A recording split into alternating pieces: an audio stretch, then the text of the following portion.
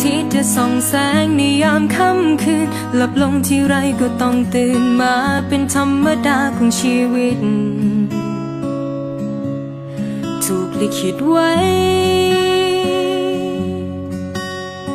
ร้อนไม่นานก็ฝนลำบากลำบนอดทนอีกสักนิดแล้วค่อยคิดจะก้าวต่อไปหนทางยาวไกลต้องมีจุดหมายไม่เคยแค่มีสนว่าคนเขาจะมองหรือโดนเหยียดหยามก็ตามแต่ใจเขา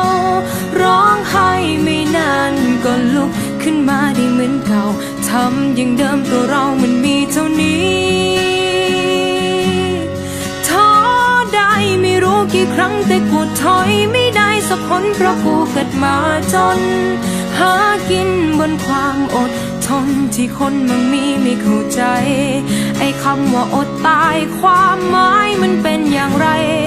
ไม่มีแรงแต่ยังต้องสู้เพราะว่ากูไม่ใช่เด็กน้อยที่คอยให้พ่อแม่มาอุ้มเดินเส้นทางชนชั้นแรงงานที่เผชิญทางที่เดินต้องเดิมพันด้วยชีวิตแต่กูไม่คิดที่จะกลัวไม่เคยน้อยเนื้อต่ำใจชีวิตที่ต้องใช้แค่เพียงเรี่ยวแรงค่าน้ำค่าไฟค่าเข้ามันก็แพงแต่แม่งค่าแรงมันแสนจะถูกมันไม่พอใช้ยิ้มให้ความอ่อนแอและไม่ยอมแพ้คำว่าขัดสนสู้ดิ้นรนจนแทบขาดใจก็เพื่อวันใหม่ที่ดีกว่านี้ไม่เคยแค่ไม่สนว่าคนเขาจะมองหรือโดนเหยียดหยามก็ตามแต่ใจเขาร้องไห้ไม่นานก็ลุกขึ้นมาได้เหมือนเก่าทำอย่างเดิมตัวเรามันมีเท่านี้ท้อได้ไม่รู้กี่ครั้งแต่กูถอยไม่ได้สักคนเพราะกูเกิดมาจนหากินบนความอดทนที่คนบางมีไม่เข้าใจไอ้คำว่าอดตายความหมายมันเป็นอย่างไรไม่มีแรงแต่ยังต้องสู้เพราะว่ากูไม่ใช่เด็กน้อยที่คอยพ่อแม่มาอุ้มเดินเส้นทางชนชั้นแรงงานที่เผชิญทางที่เดินต้องเดิมพันด้วยชีวิ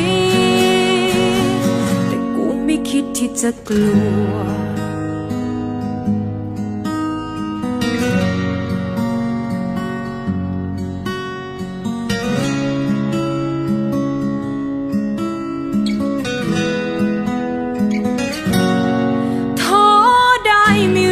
ครั้งแต่กูถอยไม่ได้สักคนเพราะกูเกิดมาจน